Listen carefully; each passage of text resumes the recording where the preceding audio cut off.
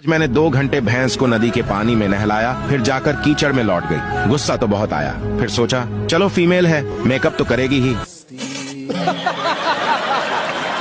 आलसी बेटा, पापा एक गिलास पानी देना। बेटा प्लीज दे दो ना पापा, अब अगर पानी मांगा तो थप्पड़ मारूंगा। बेटा थप्पड़ मारने आओ तो पानी लेते आना। अगर आपके पास 86,400 रुपए हो और आपके 10 रुपए गुम हो जाए तो क्या आप परेशान रहोगे? क्या आप उन 10 रुपए की वजह से बाकी के 86,490 रुपए भी बर्बाद करोगे? नहीं ना। ठीक इसी तरह आपको हर दिन 86,400 सेकंड मिलते हैं और केवल 10 सेकंड में कोई कुछ कह दे तो बाकी के 86,490 सेकंड उस बात को दिन भर सोचकर बर्बाद मत करो। एक राजा की आदत थी कि वह भेष बदलकर लोगों की खैर खबर लिया करता था। एक दिन राजा को शहर के किनारे एक आदमी मरा पड़ा दिखा। लोग उसके पास से गुजर रहे थे। राजा ने लोगों को आवाज दी और पूछा, इसको किसी ने क्यों नहीं उठाया?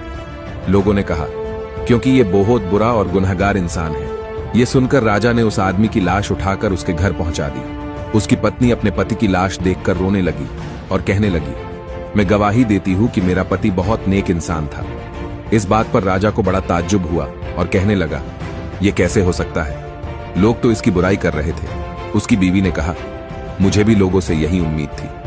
दरअसल हकीकत ये थी कि मेरा पति हर रोज शहर के शराब खाने में जाता और सारी शराब खरीदकर घर आकर नालियों में डाल देता और फिर वैश्या के पास जाकर उसकी एक रात की पूरी कीमत देकर कहता कि अपना दरवाजा बंद कर ले, कोई तेरे पास ना आने पाए, और फिर घर आकर भगवान का धन्यवाद करता।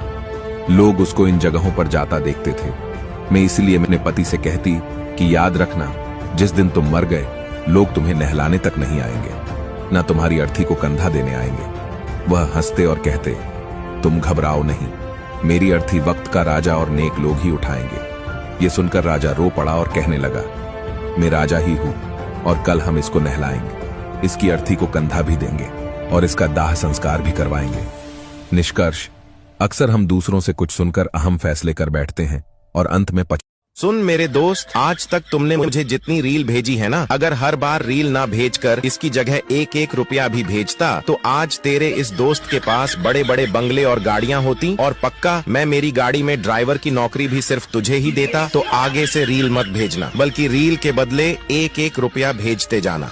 4 लड़कियां एक साथ बैठकर बोल सकती हैं कि तेरा भाई मस्त दिखता है, पहचान तो करा, पर 4 लड़के एक साथ बैठकर कभी नहीं बोल सकते कि तुम्हारी बहन मस्त दिखती है, पहचान तो करा। संस्कार लड़कों में होते हैं।